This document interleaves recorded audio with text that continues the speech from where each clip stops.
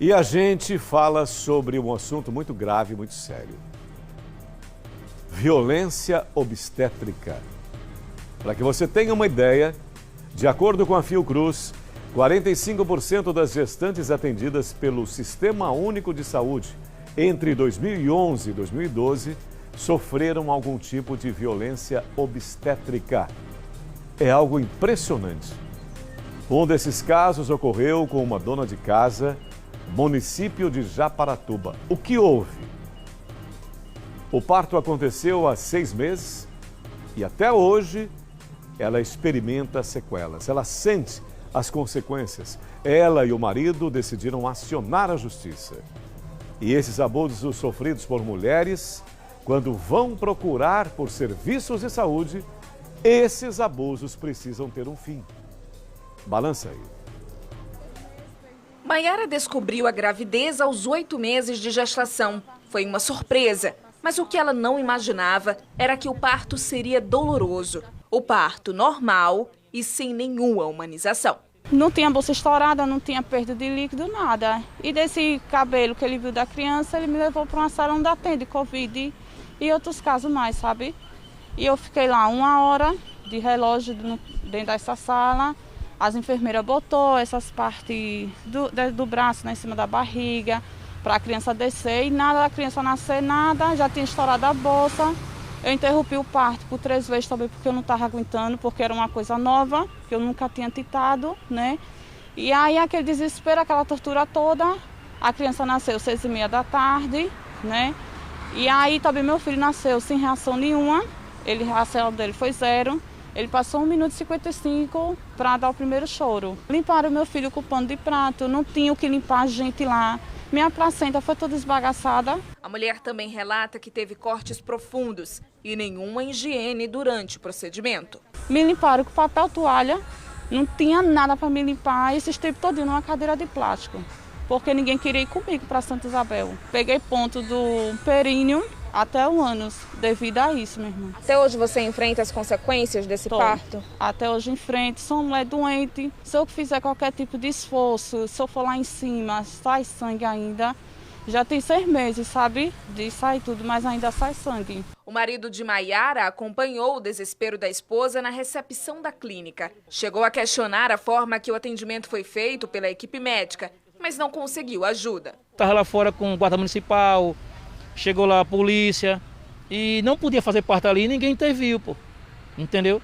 Até uma guarda municipal estava lá, mulher, ela tentou intervir, ela foi lá dizer que não podia fazer o parto ali, para fechar a clínica, só para atender ela. E disseram que não pode fechar a clínica para atender ela. Então foi de 5h30, cara, até 6h30 eu fui para Santa, tem uma santa ali, eu fui rezar na Santa, estava desesperado, cara. Porque eu achei que minha mulher ia morrer, pô, eu sabia que ela não tinha passagem, pô. Maiara enfrenta as consequências de um parto com indícios de violência. O casal pediu explicações ao município sobre a conduta médica no parto. Até o momento, sem respostas. A saída foi recorrer à justiça. Estamos entrando, pô, né, por danos morais, e eu queria acreditar que o médico também tem que responder ao médico, porque o que ele fez com minha esposa aí é um dano até hoje, cara. A violência obstétrica pode ser enfrentada por mulheres na gestação, parto ou ainda no pós-parto. Os abusos vão desde psicológicos aos físicos e podem deixar traumas para o resto da vida.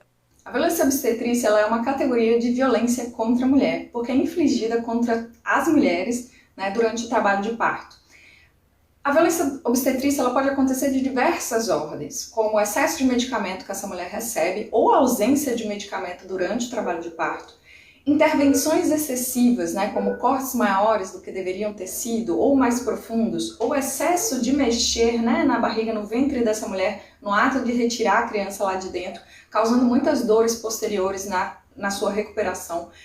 Pode ser também um acolhimento abusivo. Essa mulher ela não recebe a atenção necessária, né, porque ela passa por uma situação muito singular, né, e muito delicada, que pode gerar risco de vida para ela e da criança que está em processo de nascimento. Segundo o levantamento feito pela Fiocruz entre 2011 e 2012, 45% das gestantes brasileiras desta época, atendidas pelo SUS, sofreram algum tipo de violência obstétrica.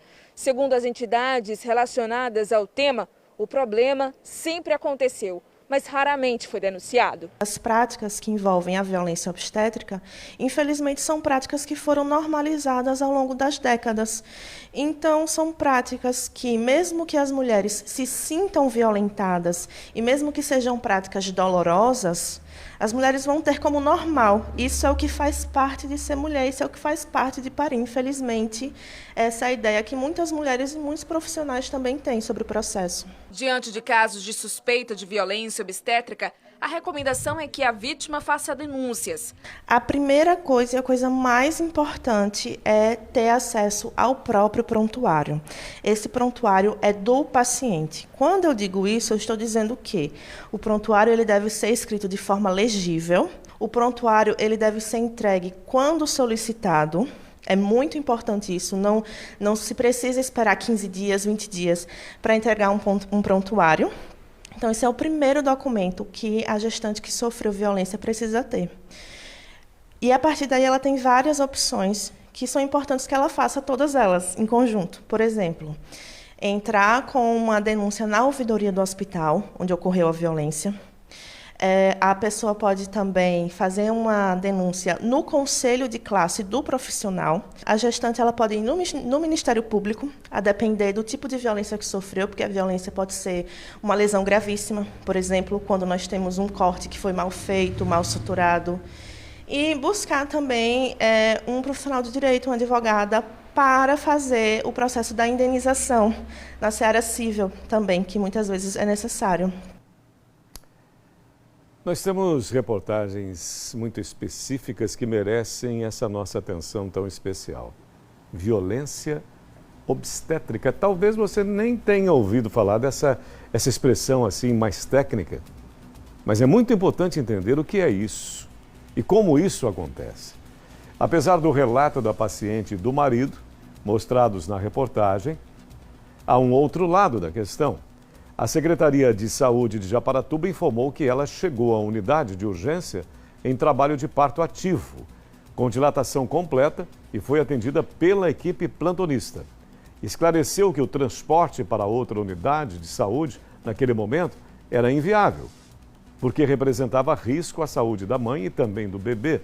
Ainda de acordo com a Secretaria da Saúde de Japaratuba, a paciente foi admitida em leito de salão de estabilização, numa sala específica para isso, sala higienizada, onde foi monitorada e foram realizados todos os cuidados essenciais e assistenciais. Após o parto, a mãe e o bebê, estáveis, foram encaminhados para a maternidade Santa Isabel em ambulância municipal, acompanhados por enfermeira plantonista. Mas tem uma coisa muito importante, você tem que saber das duas partes, os dois lados. Mas tem uma coisa importante aqui. A violência obstétrica, ela sim, se caracteriza pelo desrespeito. Ela acontece exatamente pelo desrespeito, pelos abusos, pelos maus tratos, durante a gestação, no momento do parto, dessa forma até psicológica, mental ou até física, causa constrangimento, causa perda da autonomia, a capacidade das mulheres de decidirem livremente sobre os seus próprios corpos, a sua própria sexualidade e impacta negativamente na qualidade de vida das mulheres. Por isso é tão importante, por isso tratamos aqui. E tem relação direta, eu falo muito sobre isso aqui, o tratamento desumanizado para as mulheres no parto. Aliás, o tratamento desumanizado em muitas e muitas circunstâncias e situações nos hospitais.